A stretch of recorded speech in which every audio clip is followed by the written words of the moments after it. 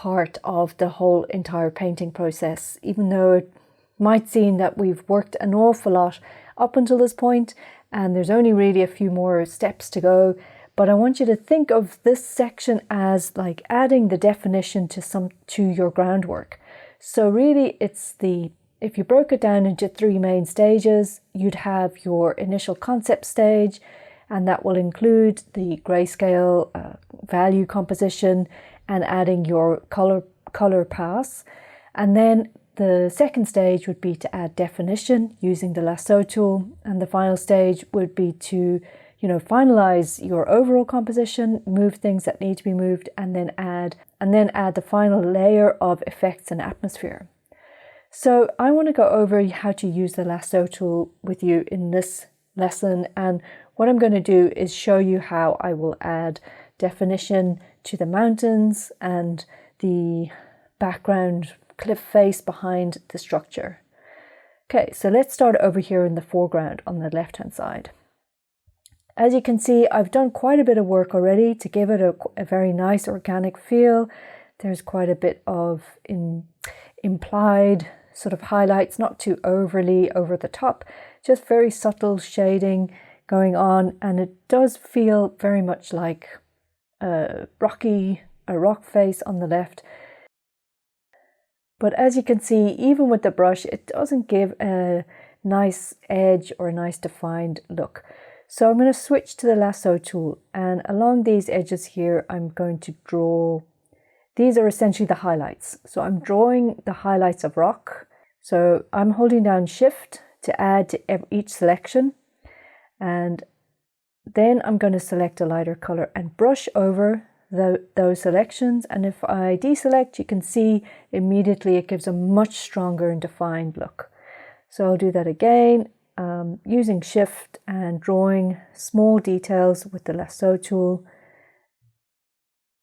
Go for a darker tone now, and that's looking great. So that's really the technique. Use your lasso tool to carve out shapes like this, then select a color. You can use obviously a big texture brush as well, that's fine, it gives a nice feel, but the important thing is that the edges are so defined that it creates a nice hard edge.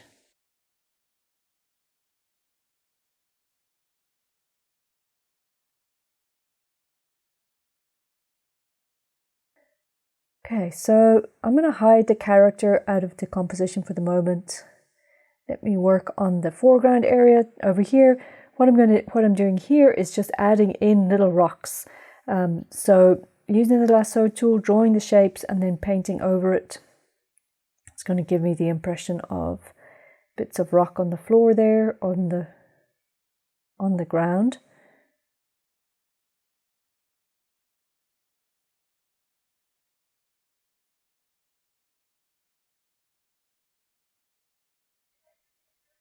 So as I mentioned before, the wonderful thing about drawing organic shapes is that it's really, as long as it doesn't look too off, you can get away with just using any kind of shapes. It doesn't have to be exact or precise.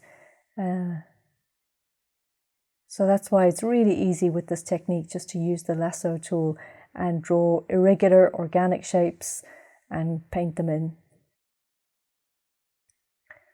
Okay, moving over to the right hand side, I'm going to work on this rock over here, give it some striation, some texture and pattern based on the direction of the light. So the light over here is coming from above to the right, so it'll be falling on the right hand side of this rock.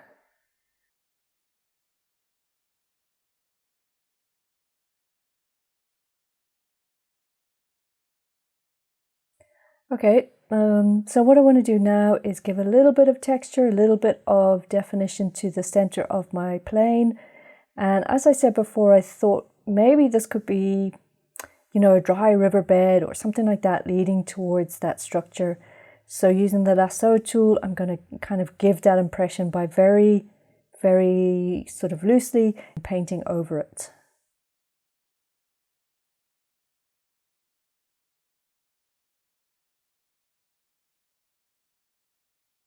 So what I can do is even give a definition to, say, the edge of that plane. Like maybe, if it's a dry riverbed, maybe it still has the banks of the river. So the lasso tool is great for that. You just have to be, kind of a bit confident with your control, your pen control, and use the lasso tool like you would a pencil and draw out the shapes that you need to. It does take a bit of practice, and obviously you can get much faster, much better with it the more you practice. So what's happening in the background here is that, and this is one of the really nice things about the technique of painting digitally, is like sometimes things happen by themselves. So it looks to me like there's a pool or lake or river, body of water of some kind at the back there, which I never planned to put in. It has appeared by itself, probably through a mistake that I did, but I think it looks really, really good. And all I'm doing here is kind of enhancing that and making it a definite feature of the painting. So I guess, now there's going to be a body of water like a river or something that's flowing at the base of the structure off the right of the painting, and I think it's going to work very nicely. It'll give the sense that the building in the background, has access to water. The rest of the desert is just dry and barren. The next thing that I need to tackle, again using the lasso tool, is the left-hand side mountain, and then that building and the right-hand side in the background. So let's do the left side first. Use the exact same process on that layer with all the textures that I did, the clipping mask layer. I'm going to carve out some shapes and paint over them. So if you do want to hide your selection, so sometimes it's very useful to, after you've made a selection, you want to hide they're called marching ants, the line that gets created when you've made a selection. Sometimes it's nice to hide it so that you can see the painting and see the effects that you're doing. And all you have to do then is just hit Command or Control H on your keyboard. That hides the selection. You can paint away without the distraction of the line around the selected area, and then see it much clearer. If you want to see the line again, you just hit Command Control H to make it reappear, and then to deselect any selection, it's Command or Control plus D. Okay, so the last thing that I want to do is move the cliff face or the mountain that's behind my building. I want to move it over. It's not giving me enough prominence or enough kind of background for the building, so I'm just literally using the transform tool to scale and skew those elements down a little bit, get them into the right place, and stretch. I'm going to stretch out so that it goes back over to the edge of the canvas.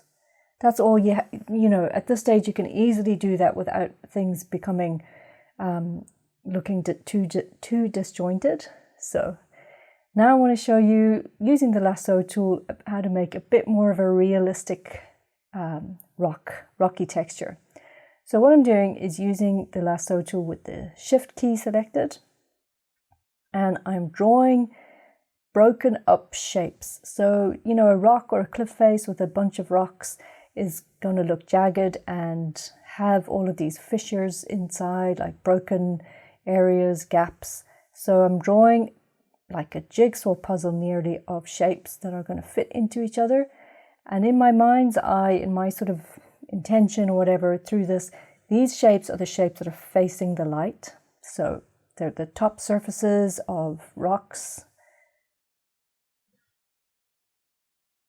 Then I'll add a new layer above it, create a clipping mask, and paint over with a lighter tone.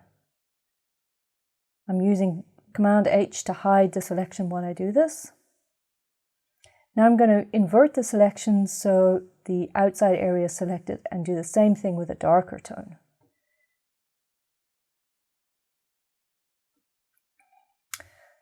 So it gives a very dramatic effect, very, very defined, very hard edges with, clean cut lines. And that may be something that you want to do in your painting. I'm not so sure that it's working in my painting, but I did want to show you that technique as well. So instead of just doing, highlights and shadows, you can actually be very specific in terms of shape. I personally really like the crevices that have been created through that technique, but I think I will tone it down a little bit because that's supposed to be way back in the background and it's a bit too defined. You shouldn't really see that much definition if it's so far away. So, I'll leave it for now as it is, but I may over time paint over it and knock it back as much as possible. But there you go. That's a great technique if you wanted to use it if you were painting mountains or things like that had those, very strong defined cracks or breaks within the surface of the rock. Okay, that is looking a lot better than when I started out, starting to have that definition. And as I said, this is a crucial middle stage of your painting process, bringing in the definition. And, just to recap, I used the lasso tool, made selections, and then chose a lighter tone to make highlights. If you want to select the inverse, you go up to select and choose invert, and then you can paint darker tones beside that selection. Another handy keyboard shortcut to remember is Command or Control H to hide your selection while you're painting. Perfect. Okay, so believe it or not, we've actually got just a couple more lessons to go and this painting will be finished. The next thing that I want to do is tackle the structure in the background. Obviously, it needs to have detail, it needs to have a lot more kind of defined things going on with it. Okay, so I'm going to use a combination of the lasso tool and simply drawing, and I'll bring that to completion and finish.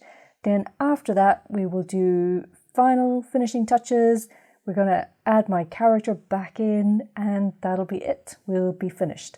So when you're ready, join me in the next video and let's make this building or structure in the background look a bit more finished and a bit more finalized.